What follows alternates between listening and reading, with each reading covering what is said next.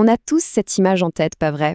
Une cuisine, une lumière douce, une tasse de thé bien chaude, et ce petit filet doré qui tombe de la cuillère, le miel. Ça a l'air si simple, si pur, et pourtant, cette douceur a une histoire secrète, une histoire bien plus ancienne que la plupart de nos villes, et bien plus complexe qu'on pourrait le croire. Oui, chaque goutte de miel qu'on déguste, c'est une histoire de courage, de partenariat, et même de survie qui remonte à des milliers d'années. Il faut bien se l'imaginer. Bien avant les usines, les supermarchés, trouver du sucre, c'était une vraie aventure. Ça voulait dire s'enfoncer dans la nature et, soyons honnêtes, prendre pas mal de risques. Alors comment est-ce qu'on est passé de la peur panique des abeilles à une forme de collaboration? C'est vraiment une étape clé dans notre longue histoire commune. Pensez-y une seconde. Le courage qu'il fallait. Grimper à un arbre ou sur une falaise. Affronter un essaim vrombissant avec juste un peu de fumée. Tout ça pourquoi? Pour un peu de cette énergie dorée. Ces peintures, c'est une fenêtre incroyable sur une fin et une bravoure très, très anciennes. Et là, on voit une évolution fascinante. On est passé de la chasse, un acte un peu brutal, à une véritable domestication. Les Égyptiens, par exemple, ils ont tout compris. Ils ont vu que les abeilles pouvaient être de vrais partenaires et ils ont transformé le cycle des crues du Nil en une récolte de miel presque prévisible. Le miel devient une ressource. À ce moment-là, le miel change complètement de statut. Ce n'est plus juste un aliment qu'on va chercher dans la nature. Non, il devient une pierre angulaire de la société, de la nourriture à la médecine, en passant par la culture du monde antique. Sa polyvalence était juste incroyable. En Égypte, il accompagnait les pharaons dans l'au-delà. En Grèce, c'était le dopant naturel des athlètes.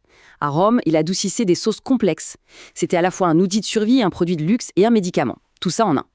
Et il ne faut pas oublier l'autre trésor de la ruche. Il y avait le miel pour nourrir, bien sûr, mais il y avait aussi la cire pour éclairer.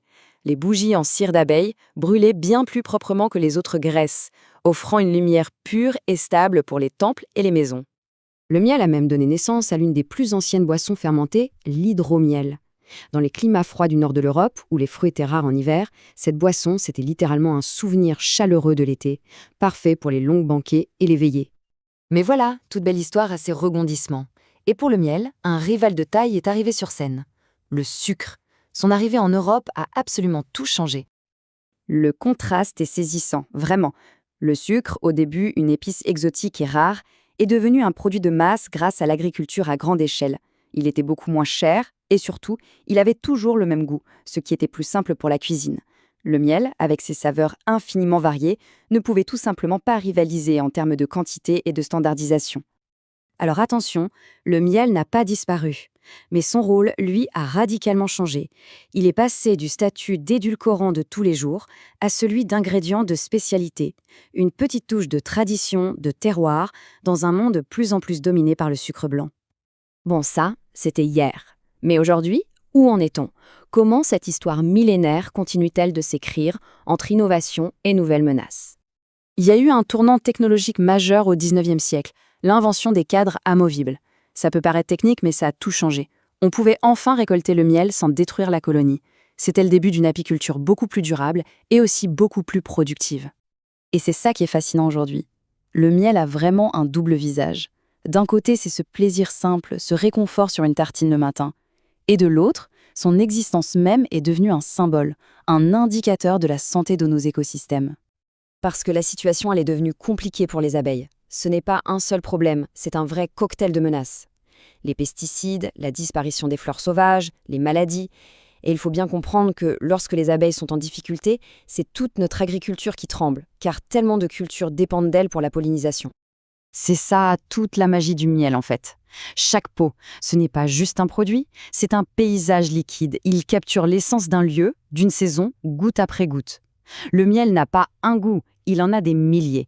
C'est l'histoire d'un territoire. Finalement, si on y réfléchit bien, l'histoire du miel, c'est une grande leçon sur notre relation avec la nature. Elle nous rappelle que les choses les plus douces, les plus précieuses, demandent souvent du temps, de la patience et un équilibre très fragile. Alors, la prochaine fois qu'on tiendra une cuillère de miel, arrêtons-nous juste un instant. Des chasseurs préhistoriques risquant leur vie, aux ruches sacrées du Nil, jusqu'aux défis écologiques d'aujourd'hui, tout ce chemin est là, contenu dans cette simple goutte dorée. Dans cette douceur, c'est un peu la mémoire du monde. Un goût qui nous rappelle d'où l'on vient et de quoi aujourd'hui on doit prendre soin.